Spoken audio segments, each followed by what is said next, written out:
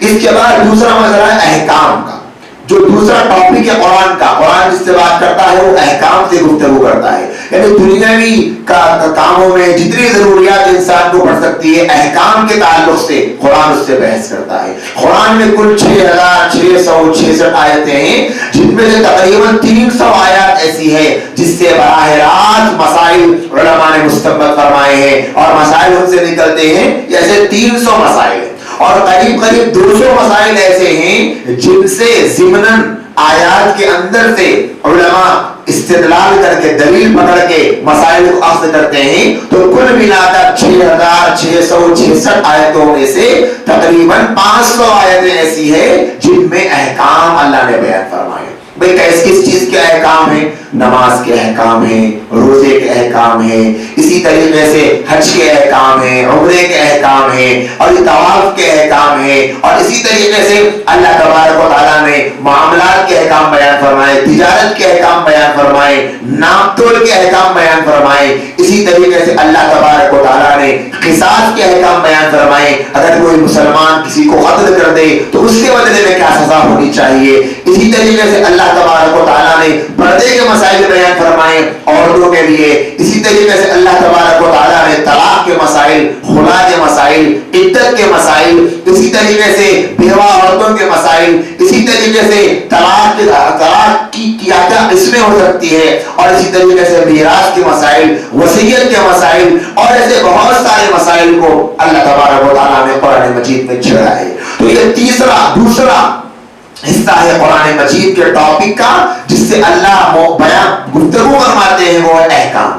آپ جہاں پر بھی قرآن پڑھیں گے تو آپ کو کہیں نہ کہیں عقائد ملیں گے، یا پھر اس کے بعد میں احکام نظر آئیں گے، آپ کو حکم نظر آئے گا. ہم پڑھتے ہی رہتے ہیں ان میں احکام بہت ساری چیزوں کے، یہاں تک کہ اللہ تبارک و تعالیٰ اگر کسی کو قرض بھی دینا چاہتے ہیں اس کے بھی احکام بیان فرمائے. یا ایھا الذین آمنوا اذا تداینتم بدین الی اجل مسمى فاکتبوہ. پورا ایک صفحہ 15 سطر کا ایک ایسی آیت قرآن میں، اس سے بڑی کوئی آیت نہیں. پورا ایک صفحہ اللہ نے بیان فرمایا، وہ ہے قرض کے معاملات کو طے کرنے کا کہ اس وقت لکھائی پڑھے کیسے ہونی چاہیے. ایسے ہی اللہ نے یوصیکم اللہ فی اولادکم للذکر مثل حظ الانثیین کے ذریعے سے وصیت کے احکام کو بیان فرمایا کہ میراث کیسے تقسیم ہونی چاہیے، میراث کیسے تقسیم ہو. پھر اس نے وصیت کا ذکر بھی فرمایا، اگر بیٹے ہو تو کیا ہو، بیٹیاں ہو تو کیا ہو، بیٹیاں دونوں ہو تو کیا ہو، بیٹیاں کوئی نہ ہو تو کیا ہو، ماں ہو تو کیا ملے، بھائی بہن ہو تو کیا ملے. صرف میراث کا مسئلہ ایسا ہے جس کو اللہ نے قرآن میں پورا بیان فرمایا، ورنہ بہت سارے مسائل کو اللہ پاک شارٹ بیان کرتے ہیں. میراث کے مسائل بیان ہوئے، اور اسی طریقے سے نکاح کے مسائل اللہ نے بیان فرمائے. فَانْكِحُوا مَا طَابَ لَكُم مِّنَ النِّسَاءِ مَثْنَىٰ وَثُلَاثَ وَرُبَاعَ کہ 2 نکاح کرو، 3 کرو، 4 کرو. ایسے ہی اللہ نے وَأَنكِحُوا الْأَيَامَ مِنكُمْ وَالصَّالِحِينَ مِنْ عِبَادِكُمْ وَإِمَائِكُمْ ایسی عورتوں کے بارے میں فرمایا جو بیوہ ہو، ان سے نکاح کرنے کے کیا احکام ہیں. ایسے ہی طلاق کے احکام کو بیان فرمایا کہ جس وقت میں عورت اور مرد کی نہ نبھے تو کیا کرے، طلاق دے تو کیا کرے، صلح کرے تو کیسے کرے. وَإِنِ امْرَأَةٌ خَافَتْ مِن بَعْلِهَا نُشُوزًا أَوْ إِعْرَاضًا فَلَا جُنَاحَ عَلَيْهِمَا أَن يُصْلِحَا بَيْنَهُمَا صُلْحًا وَالصُّلْحُ خَيْرٌ. یہ صلح کی شکلیں بیان فرمائی. بہت سارے مسائل، پردے کے مسائل ہیں، محرم کون ہے، نامحرم کون ہے. حرمت علیکم امہاتکم وبناتکم واخواتکم وعماتکم وخالاتکم وبنات الاخ وبنات الاخت. اللہ نے پورا سلسلہ بیان فرمایا کہ مردوں کے لیے کون کون محرم ہے، عورتوں کے لیے کون کون محرم ہے. مردوں کو کن کن سے پردہ نہیں کرنا ہے، کن کن سے نہیں کرنا ہے. کہ مرد کو اس کی ماں سے پردہ نہیں کرنا، اس کی بہن سے پردہ نہیں کرنا، اس کی بیٹی سے پردہ نہیں کرنا، اس کی بیوی سے پردہ نہیں کرنا، اس کی پھوپھی سے پردہ نہیں کرنا. ان 5 کے علاوہ مرد کو سب سے پردہ کرنا ہے. کوئی بھی عورت ہو، اس کی بھاوج ہو پردہ کرنا ہے، بھائی کی بیوی ہو پردہ کرنا ہے، بڑے بھائی کی بیوی ہو ان سے پردہ کرنا ہے، مامی ہو ان سے پردہ کرنا ہے، چاچی ہو ان سے پردہ کرنا ہے. ایک خالہ ہے جن سے پردہ نہیں. میں نے آپ کے سامنے 5 دے دے 6 کہ باپ بیٹا ہے، بیٹی ہے، بیوی ہے، ماں ہے، بہن ہے، پھوپھی ہے، چاچا خالہ ہے. ان 6 کے علاوہ سب سے پردہ کرنا ہے. چاچی سے پڑھتا ہے اور مامی سے پڑھتا ہے اور اسی طریقے سے پھوپھی کی بچیوں سے پڑھتا ہے, خالہ کی بچیوں سے پڑھتا ہے, مامی کی بچیوں سے پڑھتا ہے, چاچی کی بچیوں سے پڑھتا ہے, خود چاچی سے پڑھتا ہے تو چاچی کی بچوں سے پڑھتا, کیسا نہیں ہوگا؟ ساس سے پڑھا نہیں, قرآن میں خود موجود ہے وَأُمَّهَاتُ نِسَائِكُمْ, تمہاری عورتوں کی مائیں یہ بھی تمہارے اوپر حرام ہے, ان سے نکاح نہیں ہو سکتا. مطلب اس کا یہ نہیں کہ ساس کے ساتھ بے تعلق رہے, بلکہ ساس کے ساتھ رہنے کی ایک حد ہے. قرآن نے بیان فرمائی یہ مسائل, حرمت کے کون حرام ہے, کون سا رشتہ حرام ہے, کون سا رشتہ حرام نہیں ہے. اسی طریقے سے عورتوں کے لیے بھی اللہ پاک نے یہاں مردوں کے لیے بیان فرمایا اور سورۃ النور میں عورتوں کے لیے بیان فرمایا کہ وَقُلْ لِلْمُؤْمِنَاتِ يَغْضُضْنَ مِنْ أَبْصَارِهِنَّ وَيَحْفَظْنَ فُرُوجَهُنَّ وَلَا يُبْدِينَ زِينَتَهُنَّ إِلَّا مَا ظَهَرَ مِنْهَا وَلْيَضْرِبْنَ بِخُمُرِهِنَّ عَلَى جُيُوبِهِنَّ. فرماتی ہے کہ عورتوں سے کہہ دو کہ اپنی نگاہوں کو نیچی رکھیے, اپنی شرمگاہوں کی حفاظت کرے. خود اللہ فرماتے ہیں اور کہتے اپنی زینت کی چیزوں کو ظاہر نہ کرے مگر جو ظاہر ہو جاتی ہے. کیا ظاہر ہو جاتی ہے؟ چہرہ کھلا رہتا ہے, دو ہاتھ کھلے رہتے ہیں, دو پیر کھلے رہتے ہیں. ان تین اعضاء کو چھوڑ کر کسی چیز کو ظاہر کرنا جائز نہیں ہے. پھر علماء کا اختلاف ہے کہ عورت کا چہرہ پردے میں داخل ہے یا نہیں ہے. مفسرین کرام کے مختلف اقوال کو نقل کرنے کے بعد معارف القرآن کے محقق مصنف مفتی شفیع صاحب نور اللہ مرقدہ نے اس وضاحت کو لکھ دیا ہے. اس زمانے میں جبکہ عورت کے چہرے کو اجازت دی گئی تھی کا اندیشہ نہ ہو اس شرط کے ساتھ, اس وقت بھی علماء نے یہی قول تھا اگر فتنے کا خوف ہو تو چہرے کا پردہ بھی کرنا ہے. لیکن اب کے زمانے میں اتفاق علماء جمہور عورت کا چہرے کا چھپانا بھی فرض ہے. عورت کے چہرے کا پردہ, عورت کو چہرہ چھپانا فرض ہے. اگر کوئی عورت مکمل برقع پہن لے, ایسا برقع پہنے جو اس کے جسم کو چھپانے والا ہے لیکن اس کے ساتھ ساتھ اس کا چہرہ کھلا ہوا ہے, اس کا چہرہ نظر آ رہا ہے, اصل چہرہ ہی تو فتنے کا مقام ہے, فتنے کی جگہ ہے, وہ عورت گنہگار ہوگی پردہ نہ کرنے کے جرم. یہ قرآن کے مسائل ہے. آگے اللہ نے پھر اور مزید بیان فرمایا وَلَا يَضْرِبْنَ بِخُمُرِهِنَّ عَلَى جُيُوبِهِنَّ, اور عورتوں کو چاہیے کہ اپنی اوڑھنیوں کو اپنے سینے پہ ڈالے رکھیں. اللہ فرماتے ہیں وَلْيَضْرِبْنَ بِخُمُرِهِنَّ عَلَى جُيُوبِهِنَّ, عورتوں کو چاہیے کہ اپنی اوڑھنیوں کو اپنے سینے پہ ڈالے رکھے. معلوم ہوا کہ سینہ بھی زینت کی جگہ ہے, اس کو بھی چھپانا عورت کے لیے فرض ہے. اللہ خود کہہ رہا ہے وَلْيَضْرِبْنَ بِخُمُرِهِنَّ عَلَى جُيُوبِهِنَّ, عورتوں کو چاہیے کہ اپنی اوڑھنیوں کو اپنے دوپٹوں کو سینے پہ ڈالے رکھے. معلوم ہوتا ہے کہ اللہ کے یہاں بھی خود بنانے والا کہتا ہے کہ سینہ چھپانے کی جگہ ہے, کہ کبھی عام کام کاج کے دوران دوپٹہ سرک جائے, گر جائے, تب بھی عورت کے لیے یہ اس بات کی اجازت نہیں ہے کہ وہ بغیر دوپٹے کے گھر میں بھی رہے. خود مفتی شفیع صاحب نور اللہ مرقدہ نے کسی اور مقام پر اس مسئلے کی وضاحت فرمائی, جس گھر میں عورت کے سر پہ دوپٹہ نہیں ہوتا اس گھر میں رحمت کے فرشتے داخل نہیں ہوتے. یہ مسائل قرآن کے ہیں. اللہ خود فرماتے ہیں وَلَا يُبْدِينَ زِينَتَهُنَّ إِلَّا لِبُعُولَتِهِنَّ أَوْ آبَائِهِنَّ أَوْ آبَاءِ بُعُولَتِهِنَّ أَوْ أَبْنَائِهِنَّ أَوْ أَبْنَاءِ بُعُولَتِهِنَّ أَوْ إِخْوَانِهِنَّ أَوْ بَنِي إِخْوَانِهِنَّ أَوْ بَنِي أَخَوَاتِهِنَّ أَوْ نِسَائِهِنَّ أَوْ مَا مَلَكَتْ أَيْمَانُهُنَّ أَوِ التَّابِعِينَ غَيْرِ أُولِي الْإِرْبَةِ مِنَ الرِّجَالِ أَوِ الطِّفْلِ الَّذِينَ لَمْ يَظْهَرُوا عَلَى عَوْرَاتِ النِّسَاءِ. میں آپ کو اپنے انداز میں کہتا ہوں کہ اللہ جن عورتوں کو کہتے ہیں کہ جن مردوں سے پردہ نہیں ہے وہ کون ہے؟ عورت کا باپ ہے, عورت کا شوہر ہے, عورت کا بھائی ہے, عورت کا بیٹا ہے, اسی طرح عورت کا چچا ہے اور عورت کا ماموں ہے. یہ 6 رشتے عورت کے لیے ایسے ہیں جن سے پردہ نہیں.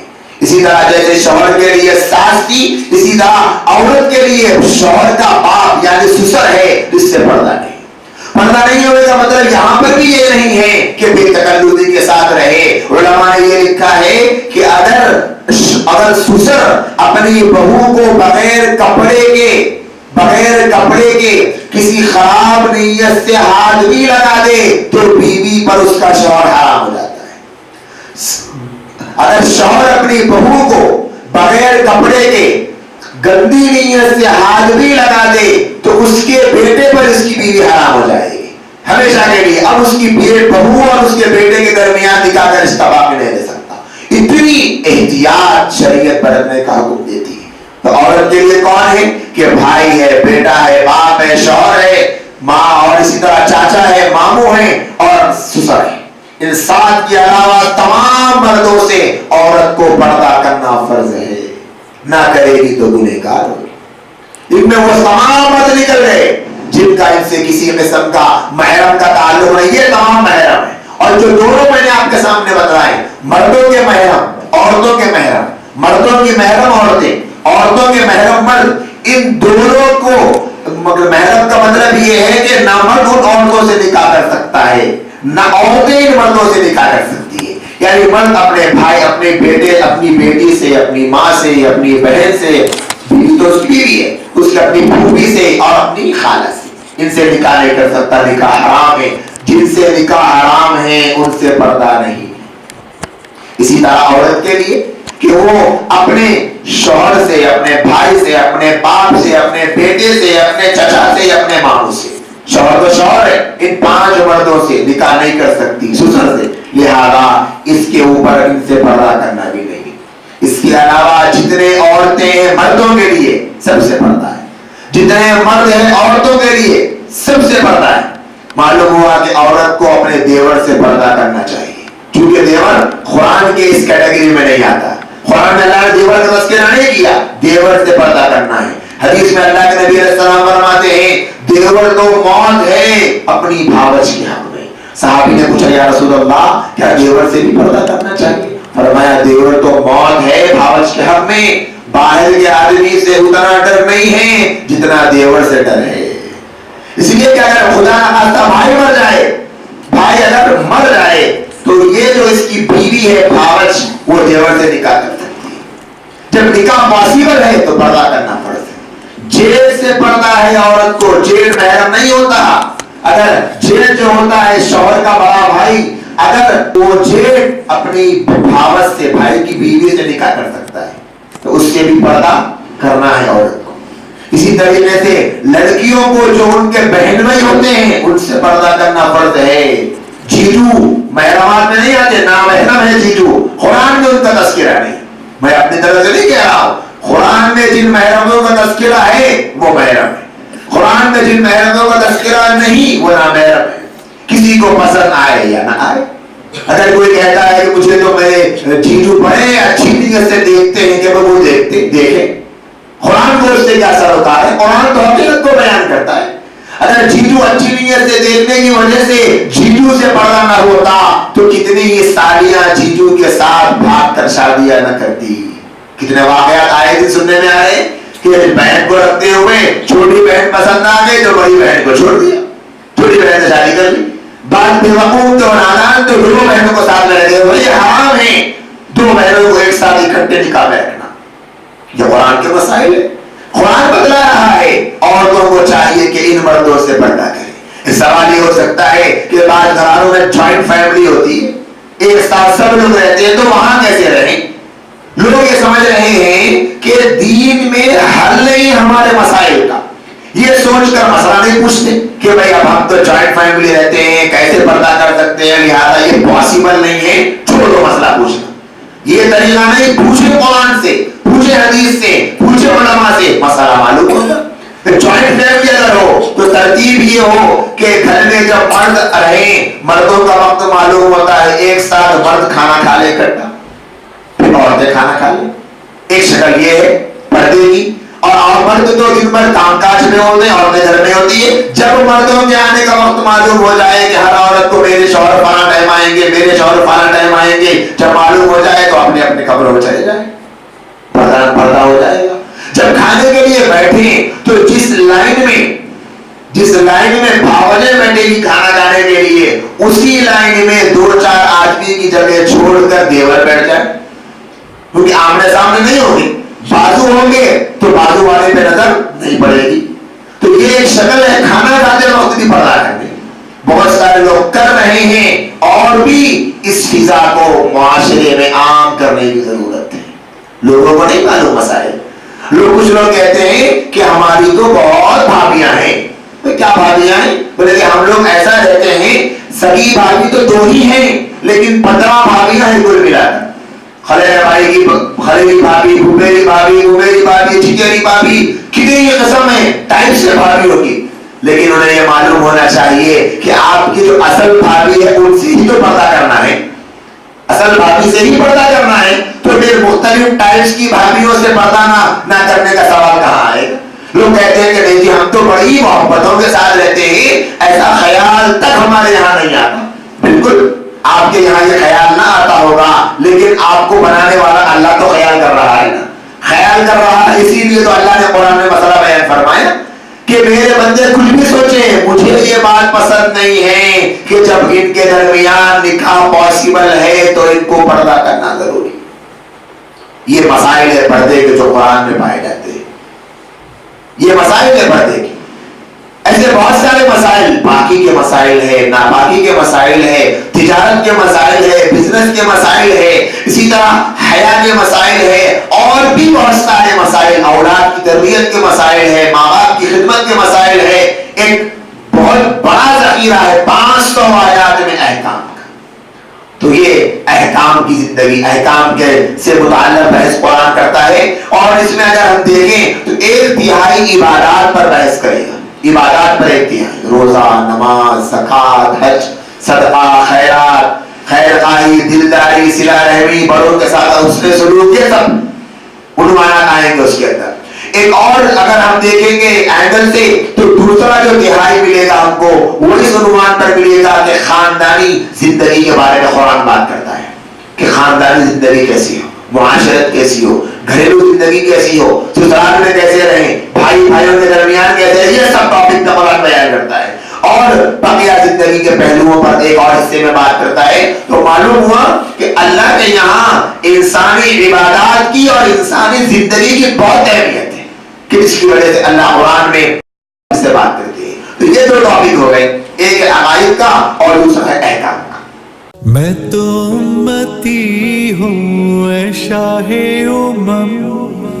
کر دے میرے آقا اب نظر کرم. میں تو امتی ہوں